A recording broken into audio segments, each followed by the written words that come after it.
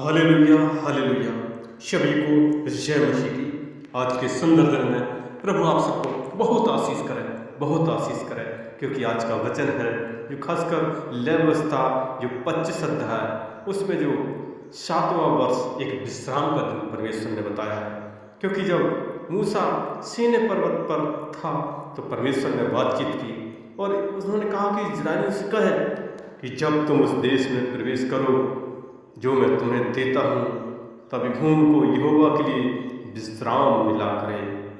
6 वर्ष तो अपना अपना खेत बोया करना और 6 वर्ष अपनी अपनी दाख की बारी छांट छांट कर देश की उपज इकट्ठी किया करना, परंतु 7वें वर्ष भूमि को परमेश्वर के लिए परम विश्राम काल मिला करे।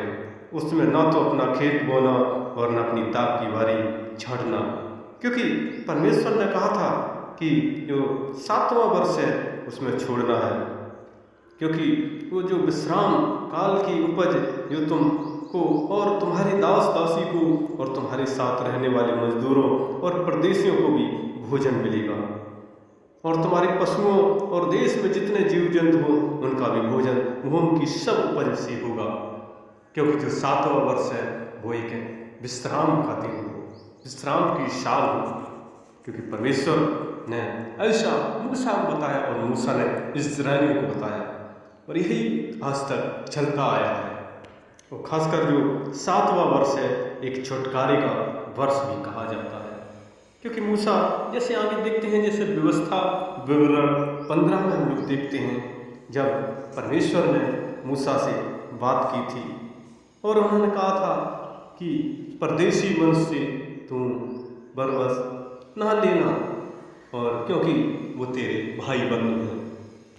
और यहाँ परमेश्वर बता रहे हैं जो भी परमेश्वर पर विश्वास करता है परमेश्वर से ऊंचा करता है।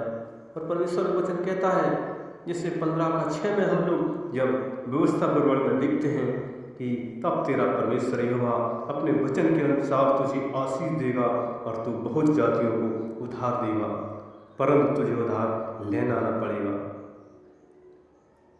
और तू बहुत जातियों पर प्रभुता करेगा, परंतु वे तेरे ऊपर प्रभुता न करने पाएंगे।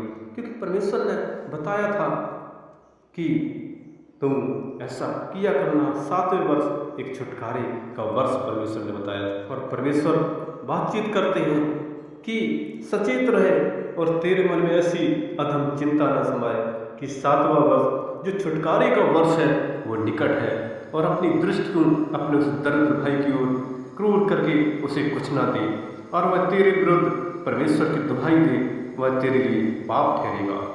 तू उसको अवश्य देना और उसे देते समय तेरे मन को बुरा न लगे। तुझे प्रसन्न होना है, क्योंकि इसी बात के कारण तेरा परमेश्वर यहोवा तेरे सब कामों में जिनसे तू हाथ लगाएगा तुझे आशीष देगा, क्योंकि तेरे देश में दरिद्र तो सदा पाए जाएंगे। इसलिए मैं तुझे यह आज्ञा देता हूँ कि तू अपने देश में अपने दीन दरिद्र भाइयों को अपना हाथ ढीला करके अवश्य देना है। क्योंकि परमेश्वर बता रहे हैं कि हम लोग जब मत्ती में भी देखते हैं प्रभु यीशु मसीह है और उनके चेहरे हैं, जैसे हम लोग मत्ती 26:11 में देखते हैं, यीशु मसीह कहते हैं जैसे एक स्त्री मरियम आई और यीशु मसीह के पैरों पर इत्र उड़ेल दिया था, और वहाँ जो चेला था और वो कहने लगा ये तो बहुत पैसों में बिकता, ये तो बेकार कर दिया। तो परमेश्वर ने बताया था कि कंगाल तो तुम्हारे साथ सदा रहते हैं, परंतु मैं तुम्हारे साथ सदैव ना रहूँगा। उसने मेरी देह पर जो ये उड़ेला है वह मेरे गाड़ी जाने के लिए किया है। मैं तुमसे सच कहता हूँ इस सारी जगत में जहाँ कहीं ऐसा समाचार प्रचार किया जाएगा वहाँ उसके इस काम का वर्णन भी उसके स्मरण में किया जाएगा। क्योंकि देखते हैं परमेश्वर बता रहे हैं, क्योंकि जब हम आगे यूहन्ना में देखते हैं यीशु मसीह वहाँ पर भी बताते हैं, क्योंकि जो यहूदा इस्करियोती था जो वो थैली रखता था और वो एक चोर भी उसके, क्योंकि वो चोर का काम करता था, वो चोरी भी कर लेता था, क्योंकि वो इसने इसलिए बात कही थी क्योंकि उसे कंगालों की चिंता थी, परंतु इसलिए कि वह चोर था और उसके पास उसकी थैली रहती थी और उसमें जो कुछ डाला जाता था वह निकाल लेता था। यीशु ने कहा उसे रहने दो, उसे मेरे गाड़े जाने के लिए ही रखा है, क्योंकि कंगाल तो तुम्हारे साथ सदा रहते हैं परंतु मैं तुम्हारे साथ सदा नहीं रहूँगा। यीशु मसीह बता रहे हैं कि हमें परमेश्वर की राहों पर बता रहे हैं कि ऐसे, और वहाँ पर जो वो सोचता था चेला कि हम इसके साथ क्या करें, और वो बचाना चाहता था। वो सोचता था कि बहुत बर्बाद हो गया, जो चेला था वो कुछ गलत था।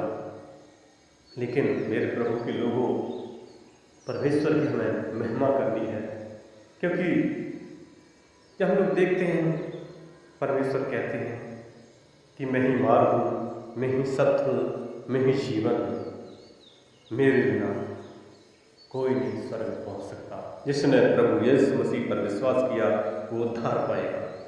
इसलिए उसकी महिमा करें, आराधना करें, और इस वचन पर प्रभु आप सबको बहुत आशीष करें। और हमारा अगला वीडियो देखने के लिए हमारे इस नए चैनल को लाइक सब्सक्राइब जरूर करें, जरूर करें। धन्यवाद, धन्यवाद, धन्यवाद।